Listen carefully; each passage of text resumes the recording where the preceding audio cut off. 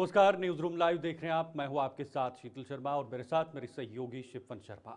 News room live में आज बात होगी देश दुनिया से जुड़ी तमाम बड़ी खबरों की। देश में सियासत भी जमकर हो रही है और सियासत के अलावा और भी कई सारी खबरें होंगी। इसके साथ साथ विदेशों में भारत का डंका बज रहा है क्योंकि पीएम मोदी विदेश दौरे पर हैं और सम्मान भी उन्हें बहुत बड़ा दिया गया है। तो ऐसे में आज की तमाम खबरें बहुत ही दिलचस्प रहने वाली हैं। शुरुआत करेंगे आज की पहली बड़ी खबर से, क्योंकि भारत अमेरिका डील के बीच रूस का बड़ा बयान सामने आए और रूस के कॉन्सल जनरल पोटिसोव का बड़ा बयान सामने आए और उन्होंने बयान किस आधार पर दिया है। भारत रूस के बीच मजबूत संबंध है, ये कहा है पेटिसोव ने। विश्वास और आपसी सम्मान पर मजबूत है। ऐसे में भारत और अमेरिका के बीच ये डील किसी भी तरह से रूस को अनदेखा नहीं करता या रूस के साथ रिश्तों में कोई दरार पैदा होने वाली स्थिति नहीं बनती।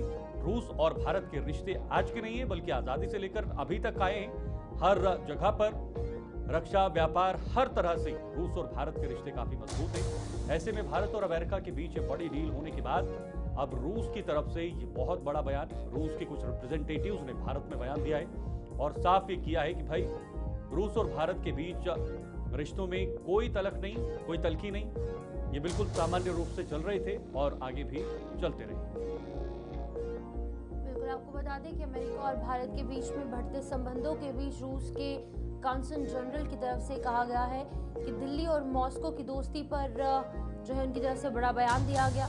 आपको बता दें कि उन्होंने शनिवार को कहा कि भारत और रूस के बीच मजबूत द्विपक्षीय संबंध है जो विश्वास और आपसी सम्मान पर मजबूत हुए हैं।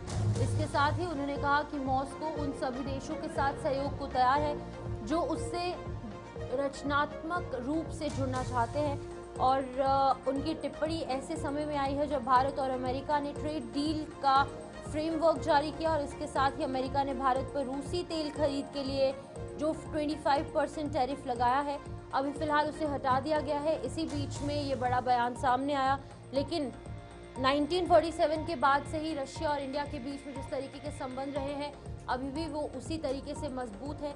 इसी बीच में अमेरिका और इंडिया के बीच में जो बड़ी ट्रेड डील हुई है उसको लेकर ये बड़ा बयान जारी किया गया है, जिसकी वजह से कि अमेरिका के अंदर भी कहीं ना कहीं खलबली ज़रूर है और पूरे विश्व भर के अंदर इस तरीके की चीज़ें अभी फिलहाल देखने को मिल रही है। भारत एक विश्वगुरु के रूप में सामने आ रहा है। कोई भी ऐसा देश नहीं है जिसके कि संबंध भारतवर्ष से अच्छे नहीं है। तो इसी बीच में रशिया ने कहा है कि भारत और अमेरिका के बीच में जो भी डील हुई है वो एक साइड पर, लेकिन रशिया और इंडिया के जो संबंध है इसी तरीके से रहेंगे और आगे आने वाले वक्त में भी ऐसे ही देखने को मिलेगा। बिल्कुल, इसमें कोई दोहराई नहीं है। हर युद्ध में रशिया ने भारत का साथ दिया है और चाहे भारत पाकिस्तान का युद्ध हो या भारत चीन का युद्ध हो, इसमें रशिया ने कई तरह के आधुनिक हथियार भारत को दिए गए, जिन हथियारों का इस्तेमाल भारत ने बड़े पैमाने पर किया है।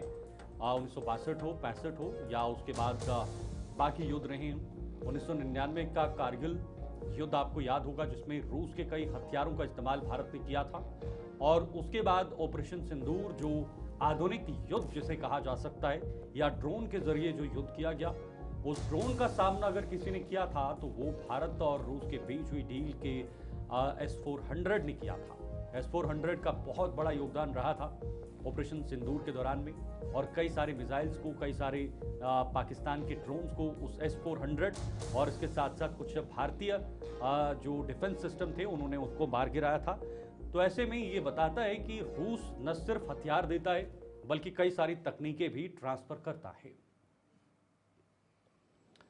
ग्रुप कैप्टन यूके देवनाथ जी हैं हमारे साथ रक्षा विशेषज्ञ के तौर पर इस वक्त। बहुत बहुत स्वागत ग्रुप कैप्टन साहब, बहुत बहुत शुक्रिया, आपने समय दिया। बहुत महत्वपूर्ण हो जाता है। भारत अब जब भी कूटनीतिक तरीके से कदम उठाता है तो जाहिर सी बात है इसका असर वर्ल्ड ऑर्डर पर पड़ता है। भारत और अमेरिका के बीच इतनी बड़ी डील सामने आई। अमेरिका ने ये तक कह दिया कि भाई भारत और रूस के बीच जो तेल खरीदारी है उसको भारत कम कर रहा है, इस वजह से हम टैरिफ हटा रहे हैं। भारत और रूस के रिश्ते काफ़ी मजबूत रहे हैं, ये आज़ादी से लेकर अभी तक रहे हैं, हर बार रहे हैं, हर क्षेत्र में रहे हैं। तो ऐसे में भारत और अमेरिका के बीच डील ये क्या संकेत देती है भारत और रूस के रिश्तों के बीच के लिए? शीतल, देखो, भारत को एक बैलेंसिंग एक्ट निकालना पड़ेगा। स्ट्रेटेजिक वजह से भारत और रूस के रिश्ते जो हैं वो आज़ादी के बाद से ही बहुत पास पास रहे हैं। अगर हम याद करें तो आज़ादी के बाद जब पंचवर्षीय योजना की शुरुआत की गई थी, तो बोकारो स्टील प्लांट सबसे पहले रूस की मदद से ही भारत ने लगाया था। और अगर हम याद करें तो आजादी के बाद अमेरिका के साथ हमारे रिश्ते इतने ज्यादा कुछ खास नहीं थे। उल्टा पाकिस्तान ने छलांग मार के 60 की दशक में 70 के दशक में अमेरिका के साथ सिएटो ज्वाइन किया, सेंटो ज्वाइन किया। अमेरिका ने पाकिस्तान को फ्री में पैटर्न टैंक दिए। अमेरिका ने पाकिस्तान को फ्री में सेबर जेट फाइटर विमान दिए। अब भारत और अमेरिका के बीच में जो ट्रेड डील साइन हुई है, ये बहुत बड़ा कदम है, पॉजिटिव स्टेप है। लेकिन हमें बहुत फूंक फूंक के कदम रखना चाहिए। हमें भूलना नहीं चाहिए कि 1971 के लड़ाई के दौरान अमेरिका ने अपना aircraft carrier bay of Bengal में भेज दिया था, जब उन्हें लगा कि भारत पाकिस्तान के ऊपर हावी हो रहा है। 1974 में जब हमने न्यूक्लियर टेस्ट किया था, तो अमेरिका ने हम पर काफी सारे सैंक्शन लगा दिए थे। अगर हम 1998 के पोखरण न्यूक्लियर टेस्टिंग की बात करें, तो अमेरिका ने सबसे पहले और सबसे ज्यादा सैंक्शंस हमारे ऊपर लगाए थे। बिल्कुल। अभी 2018 में भी अगर हम याद करें, तो जब हम ईरान से बहुत सस्ती कीमत में कच्चा तेल लाते थे, तो अमेरिका ने काटसा का भय लगाकर हमारे ऊपर सैंक्शन लगा दिए और हमें बाध्य किया कि हम ईरान से सस्ता कच्चा तेल ना खरीदें, जो कि आज तक चल रहा है। अभी भी शीतल कल जैसे ही अमेरिका और ईरान के बीच में वार्ता खत्म हुई, तो अमेरिका को लगा कि वार्ता ईरान के साथ सही दिशा में नहीं गई, तो और दबाव डालना है ईरान पर। तो अमेरिका ने कल 24 घंटे पहले दुनिया भर के करीबन 16 कंपनियों को बैन लगाया कि वह ईरान से डील ना करें। आश्चर्य की बात है कि इन 16 कंपनियों जिन पर अमेरिका ने बैन लगाया, उनमें से 4 कंपनियां भारत की हैं। इसके पहले भी अमेरिका ने ईरान के साथ डील करने के लिए भारत की दर्जनों कंपनियों पर बैन लगाया। तो कल जब अमेरिका ने हमारे ऊपर 4 भारतीय कंपनी पर बैन लगाया, ये दिखाता है कि अमेरिका एक ऐसा देश है, हम उस पर यकीन नहीं कर सकते। ट्रेड डील बहुत अच्छा साइन हुआ है, लेकिन फूक फूक कर कदम रखना पड़ेगा। जी ओके, रूस के संदर्भ में कैसे बैलेंस किया जा सकता है सर? क्योंकि अमेरिका ने कई बार दबाव बनाए हैं ताकि भारत और रूस के रिश्ते हैं वो कमज़ोर हो जाएं। इससे पहले जब आपने बहुत सारे जिक्र किए अमेरिका ने कब कब भारत पर दबाव बनाए हैं, जब S-400 भारत खरीद रहा था रूस से, उस समय भी अमेरिका ने कई सारा रवैया जो है गलत रवैया अपनाया था भारत और रूस के प्रति ताकि कोई डील ना हो। तो अमेरिका ने कई बार कई मोर्चों पर भारत को नीचा दिखाने की कोशिश की है ताकि भारत उस प्रगति से आगे न बढ़ पाए, भारत उस तेजी से आगे न बढ़ पाए, क्योंकि अमेरिका हमेशा उन तेजी से बढ़ने वाले देशों की तरफ जो है वो आंख उठाकर देखता ही देखता है। अब रूस के साथ या पूरे बाकी देशों के साथ, ईरान के साथ भी अभी अभी एक बयान आया है चाबहार बंदरगाह को लेकर कि भारत या ईरान का जो रुख है वो साफ हो सकता है उस पोर्ट को लेकर। ऐसे में भारत को और कैसे जरूरत है पूरे वैश्विक राजनीति या वैश्विक माहौल को संतुलित बनाने की, अपनी कूटनीति को मजबूत करने की? शीतल, देखिए, अमेरिका के साथ जो हमारे रिश्ते हैं वो बहुत ही चतुराई से भरे हुए हैं, अमेरिकन पर्सपेक्टिव से अगर देखा जाए। अब ईरान ने तो बयान दे दिया है कि वो चाहता है कि भारत चबहार बंदरगाह में आके इन्वेस्टमेंट करे, आगे और ज्यादा ट्रांसफर ऑफ टेक्नोलॉजी करे, और चबहार से भारत आगे हाईवेज बनाए जो कि सेंट्रल एशियन रिपब्लिक तक जाएंगी, अफगानिस्तान तक जाएंगी, कजाकिस्तान से होते हुए शायद रूस तक। लेकिन अगर आप देखें, आज से ठीक 7 दिन पहले अमेरिका ने हमें बाध्य किया कि हम चबहार में फर्दर इन्वेस्टमेंट ना करें। तो अगर आप इसमें देखें, अमेरिका के शायद दबाव में इस साल के बजट में हमने चबहार पोर्ट में इन्वेस्टमेंट का कोई प्रस्ताव ही नहीं देखा है। और चबहार पोर्ट में जो हमारे इंडियन कूटनीतिज्ञ थे या टेक्नोक्रेट्स थे, और हमारी जो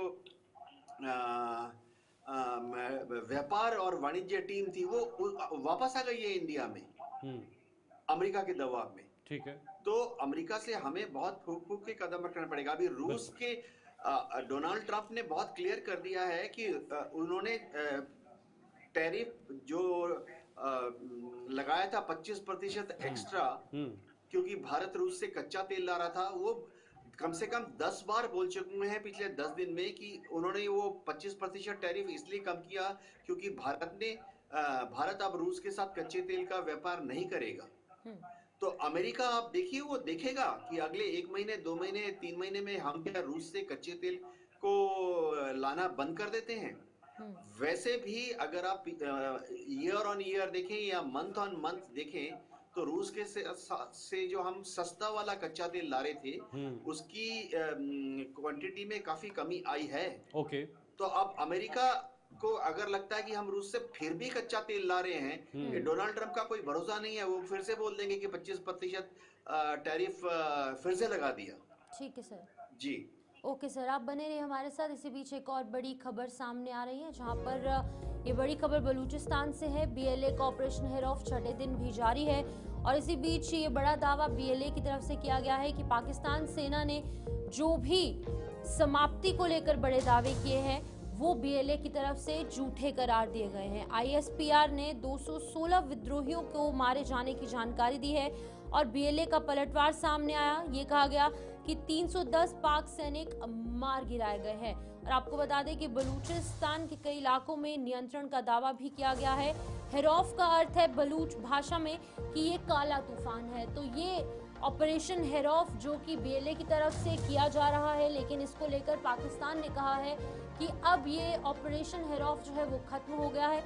लेकिन बलूचिस्तान लिबरेशन आर्मी यानी कि बीएलए की तरफ से कहा गया है कि अभी ये जो ऑपरेशन है वो लगातार जारी है। जो पाकिस्तान की तरफ से बड़े दावे किए जा रहे हैं ये झूठे हैं। और आपको ये भी बता दें कि यहाँ पर बलूच नेताओं ने अंतर्राष्ट्रीय समुदाय से हस्तक्षेप और ह्यूमन राइट्स के अंदर तमाम बड़ी बातें और एक एक कर ये बातें जो है वो सामने आ रही हैं। कहा जा रहा है कि ह्यूमन राइट्स पर ये बड़ा दबाव है और कहीं ना कहीं अंतर्राष्ट्रीय समुदाय से हस्तक्षेप की भी मांग की गई है। इस पर भी हम जानकारी लेंगे। हमारे साथ यूके देवनाथ जी हैं, उनसे इस पर भी चर्चा करेंगे। सर, इस पर आप क्या कहेंगे? ऑपरेशन हेरौफ जो है वो जारी है, ये कहना है बीएलए का, लेकिन पाकिस्तान की तरफ से कहा जा रहा है कि ऑपरेशन समाप्त हो गया है। कैसे देखते हैं आप इन दोनों तरफ के दावों को? देखिए, जब डीजी आईएसपीआर बयान देती है कि 216 विद्रोहियों को मार दिया गया है, ये दर्शाता है कि पाकिस्तान के अंदर अंदरूनी कमजोरियां बहुत ज्यादा बढ़ रही हैं। किसी भी देश में अपने ही 216 नागरिकों को मार देना ये दर्शाता है कि जो सेंट्रल अथॉरिटीज हैं, रावलपिंडी और इस्लामाबाद, उनकी पकड़ बलूचिस्तान पर कम होती जा रही है। अगर उनका एडमिनिस्ट्रेटिव कंट्रोल बलूचिस्तान पर सही होता तो ठीक है, किसी भी हमले में 2, 4, 6, 8 विद्रोही मारे जा सकते हैं, ऐसा दुनिया में होता रहता है। लेकिन अगर 216 को मारा गया है, उसका मतलब है कि इन्होंने नृशंस हत्या की है। गांव घेर कर फायरिंग, अंधाधुंध फायरिंग की है पाकिस्तान की फौज ने, रेंजर्स ने और फ्रंटियर कॉन्स्टेबुलरी ने, जिसमें 216 में से अगर आप देखेंगे बड़ी तादाद में औरतें, बूढ़े, बीमार लोग होंगे। तो ये नरसंहार हो रहा है बलूचिस्तान में। जी, लेकिन इसके परिणाम क्या है सर आने वाले दिनों के लिए? अभी जो भी सिचुएशन, जो भी हालात बने हुए हैं बलूचिस्तान की तरफ से पाकिस्तान पर जो हमले किए जा रहे हैं या जो दावा किया जा रहा है, क्या परिणाम है आने वाले दिनों में? कैसे इसको देखा जा रहा है? शीतल, जो पाकिस्तान की मंशा थी कि बलूचिस्तान में ऑपरेशन करके वो इन सब गुटों को, बीएलए है, बीएलएफ है, उनकी सपोर्ट ऑर्गेनाइजेशन को तहस नहस कर देगा, ऐसा संभव नहीं है।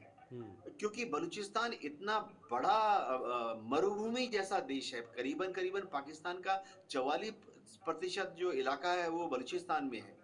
और वहाँ जमीन पर क्योंकि पॉपुलेशन डेंसिटी बहुत कम है, गांव बहुत दूर दूर हैं, छोटे छोटे गांव होते हैं, गांव की पॉपुलेशन होती है 40 या 80 और एक गांव से दूसरे गांव की दूरी होती है 20 किलोमीटर, 40 किलोमीटर। तो इतनी पॉपुलेशन डेंसिटी कम है, रेगिस्तान जैसा है, तो सड़कें नहीं है, रेल नहीं है, तो पाकिस्तान की आर्मी जमीन पर कब्जा नहीं कर सकती है। उल्टा इतनी बड़ी संख्या में जब उन्होंने बलूच लोगों को मारा, जरूरी नहीं है कि ये 216 जो मौत के घाट उतार दिए गए हैं ये बीएलए के फाइटर्स थे, ये हो सकते हैं आम सिटीजन हो। तो इससे तो बलूच लोगों के मन में पाकिस्तान की जो एस्टेब्लिशमेंट है उसके प्रति घृणा और दुर्भावना और ज्यादा बढ़ जाएगी। लेकिन खुद ऐसा पाकिस्तान जैसा देश जो आतंकी प्रायोजित देश है, आतंकियों को जन्म देता है, उन्हें पालता है, पोसता है और उनके लिए फंडिंग या बाकी अन्य चीज़ें जो भी सपोर्ट होता है वो तैयार करता है और भारत के खिलाफ उनका इस्तेमाल करता है। लेकिन ये कुल्हाड़ी जो है वो खुद अपने पैर पर मार रहा है, ये साफ तौर पर देखा जा सकता है। एक कहावत है कि जब भी सेंट्रल अथॉरिटी दूर दराज के क्षेत्रों पर कंट्रोल करना चाहती है तो वो प्यार मोहब्बत से होती है। बिल्कुल। भारत एक क्लासिक एग्जांपल है जहां हमने हमारे दूर दराज के क्षेत्रों में रहने वाले लोगों को एक्स्ट्रा प्रिविलेज दिए, उनकी जो लोकल कल्चर है उसका आदर किया, सम्मान किया, लोकल ऑटोनोमी को भी हमने बढ़ावा दिया। अभी भी अगर आप हिमाचल चले जाएंगे, उत्तराखंड चले जाएंगे तो वहाँ नियम कानून लोकल लेवल पर इस तरह से है कि लोग खुद ही अपना एडमिनिस्ट्रेशन चलाते हैं, चाहे वो गांव के लेवल पर, पंचायत लेवल पर हो या डिस्ट्रिक्ट लेवल पर हो। तो इससे क्या होता है कि दूर दराज के जो क्षेत्र के लोग हैं वो अपने को आस्ते आस्ते देश की मेन स्ट्रीम का हिस्सा मानने लगते हैं। लेकिन पाकिस्तान में क्या हुआ, आजादी के बाद से ही उन्होंने हथियार चलाने शुरू कर दिए, डंडे चलाना शुरू कर दिए। तो चाहे खैबर पख्तूनख्वा के पठान लोग हों या पीओके के लोग हों, अब बलूचिस्तान में देख रहे हैं बलोच लोगों को लग रहा है कि ये पाकिस्तान की जो सरकार है यह तो उनके साथ दुराचार कर रही है। पाकिस्तान में दिक्कत यह है कि उनकी जो पंजाब के जो सुन्नी पंजाबी होते हैं वो डोमिनेंट हैं।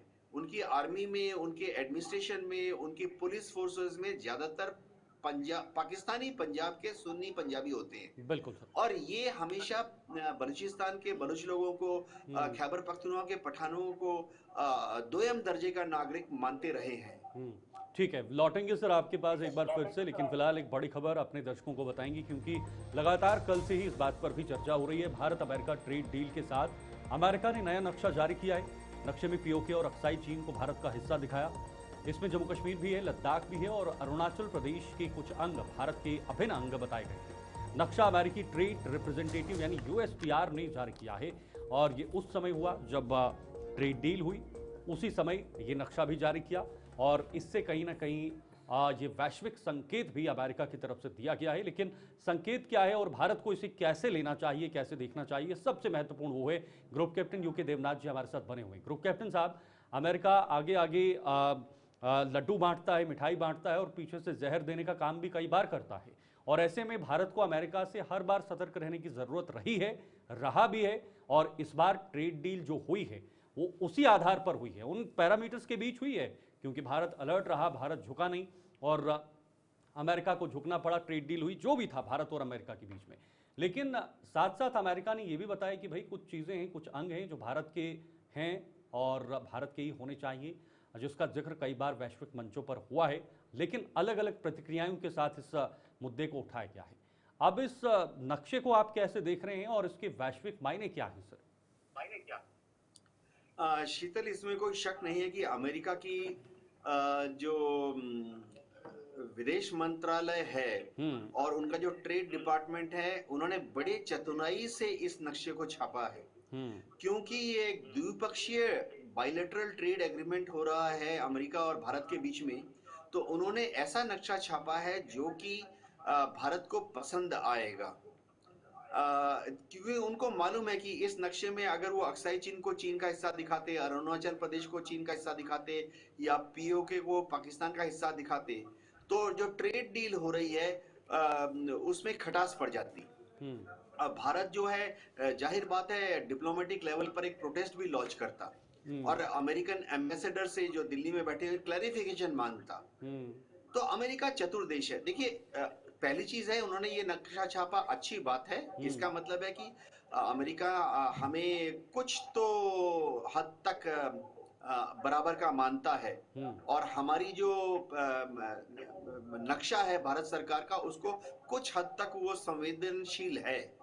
लेकिन ये समझना कि कल समझिए 5 साल 10 साल के बाद जब हम पीओके को अपना हिस्सा बनाने की कोशिश करेंगे तो अमेरिका उसमें हमारा समर्थन करेगा, सवाल ही नहीं उठता है। मैं वैसे बता दूं, क्योंकि इस तरह के नक्शे अमेरिका बहुत चतुर है। देखिए, अमेरिका का ट्रेड डेलीगेशन जब चाइना जाता है और जब चाइना में वो इसी तरह के द्विपक्षीय बायलैटरल ट्रेड एग्रीमेंट चाइना के साथ छापते हैं, तो उस नक्शे में वो, क्योंकि चीन को खुश करना होता है, वो अक्साई चीन को चीन का हिस्सा दिखाते हैं और अरुणाचल प्रदेश को चीन का हिस्सा दिखाते हैं, ताकि चीन को कोई आपत्ति ना हो एक बायलैटरल ट्रेड एग्रीमेंट। जब ये अमेरिकन डेलीगेशन जब पाकिस्तान में जाते हैं और उनके जो सेक्रेटरी ऑफ स्टेट जब स्टेटमेंट जारी करते हैं, तो उसमें जब पाकिस्तान के साथ द्विपक्षीय वार्तालाप के बाद एक जॉइंट स्टेटमेंट इशू करते हैं, तो वो जो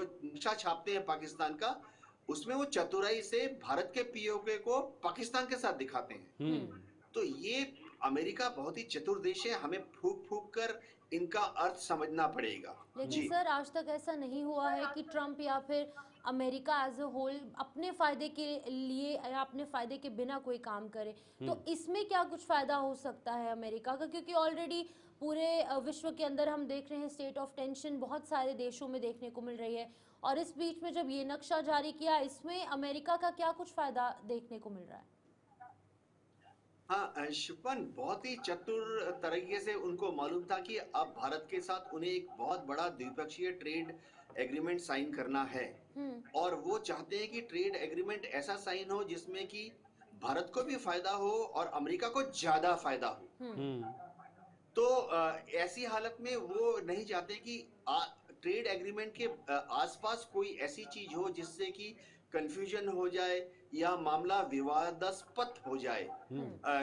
तो वो चाहते हैं कि भारतीय डेलीगेशन जो है, हमारा विदेश मंत्रालय, हमारा वाणिज्य मंत्रालय प्रसन्न रहे, खुश रहे, फटाफट द्विपक्षीय ट्रेड एग्रीमेंट पर साइन करे, ताकि वो भारत को तो फायदा देंगे ही, लेकिन अमेरिका अपने लिए ज्यादा फायदा जो उसमें से निकाल लेगा। तो अमेरिका एक देश ऐसा है जो व्यापार से जीतता है, ट्रेड करके जीतता है।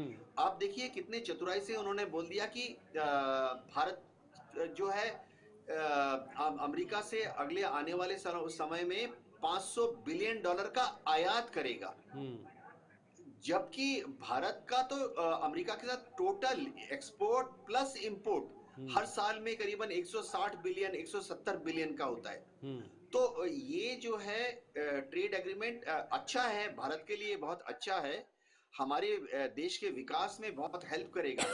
लेकिन हमें आंखें खोलकर इसके जो फाइन प्रिंट हैं, पर्दे के पीछे छुपी हुई छोटी छोटी शर्तें हैं, उनको पढ़ना पड़ेगा। जी सर, एक छोटा जवाब, भारत के एजेंडे में शामिल हैं चीजें, तो क्या भारत इस तरह के मैप या अमेरिका की प्रतिक्रिया जो आती है, इसका कोई फायदा उठा सकता है रणनीतिक तौर पर?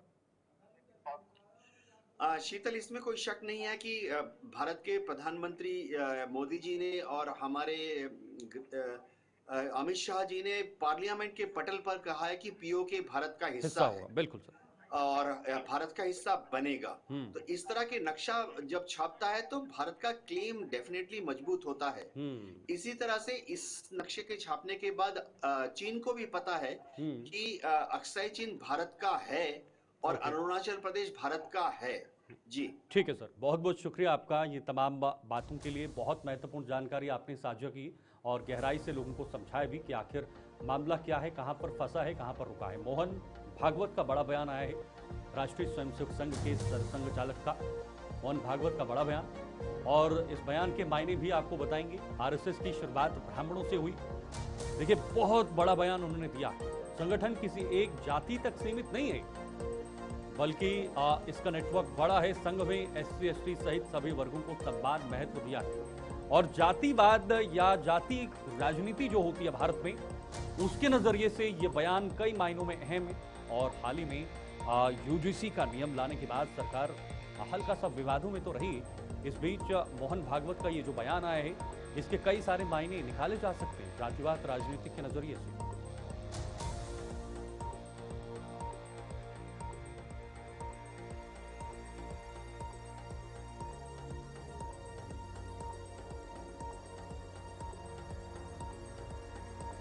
बड़ा बयान कहीं ना कहीं विवादों के घेरे में भी है।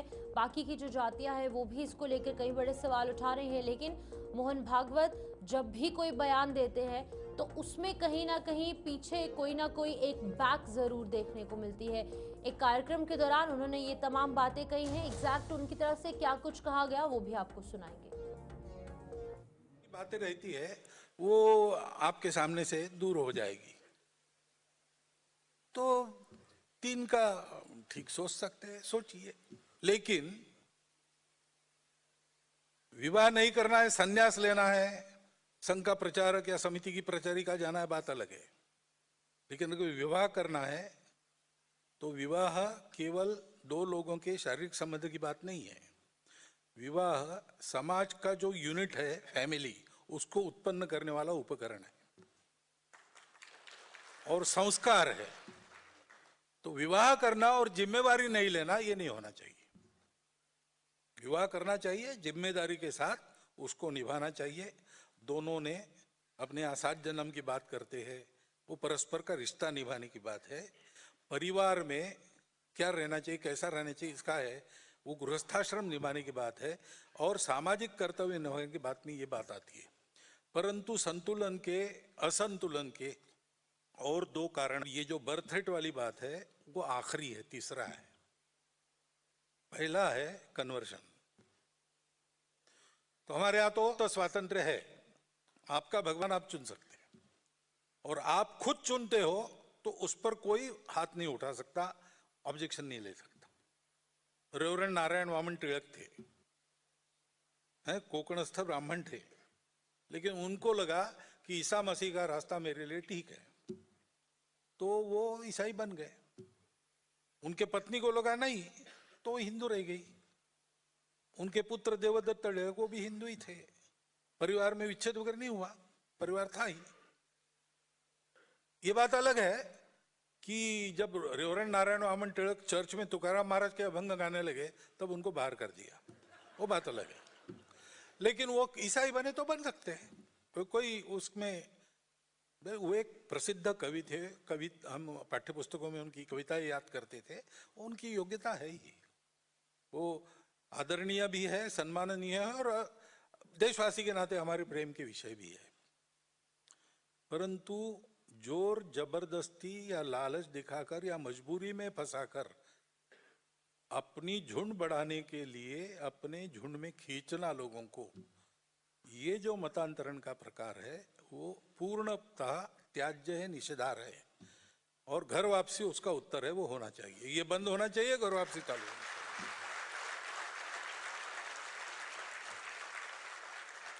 जो आना चाहते हैं उनको घर वापसी में जबरदस्ती नहीं होती, जो आना चाहते हैं उनके लिए रास्ता बनाते हैं,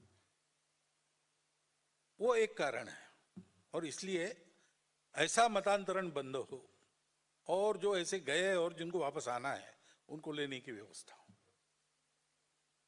दूसरी बात है घुसपैठ। अब घुसपैठ के मामले में सरकार को बहुत कुछ करना है, डिटेक्ट और डिपोर्ट, ये उनको करना है। अब तक होता नहीं था, अब थोड़ा थोड़ा शुरू हुआ है, धीरे धीरे बढ़ेगा। सेंसस होगा या SIR हो रहा है, उसमें ऐसे कई लोग सामने आ जाते कि जिनका नहीं, यहाँ के नागरिक नहीं है, वो अपने आप कट जाते उस प्रोसेस से, ये भी होता है। परंतु हम लोग एक बात कर सकते, डिटेक्शन का काम हम कर सकते। जो आते हैं उनकी भाषा से ध्यान में आता है, हम उनको डिटेक्ट करें, योग्य अधिकारियों के पास रिपोर्ट दे दे, पुलिस को बता दे कि भाई हमको लगता है कि विदेशी, आप जांच पड़ताल कीजिए और नजर रखिए, हम भी नजर रखेंगे। और हम रोजगार किसी विदेशी को नहीं देंगे, जो अपने देश का है, मुसलमान भी हो, अपने देश का है तो देंगे, विदेशी को नहीं देंगे। ये हम कर सकते, ये करना चाहिए। थोड़ा आंखें खोल के, अवेयर होके आप देखिए आसपास, तो आपको अपने कर्मचारियों में भी, छोटे काम करने वालों में भी बहुत सारे लोग ये मिल जाएंगे। हिंदू समाज के लोगों ने ये छोटे काम छोड़ दिए धीरे धीरे, सब लोग बड़ी नौकरियों के पीछे भाग रहे हैं। इसका परिणाम है कि वहां कोई नहीं है तो इनका रोजगार वहां पक्का हो जाता है। तो किसी का रोजगार नहीं मारना है, लेकिन सब प्रकार के कामों में अपने लोग चाहिए।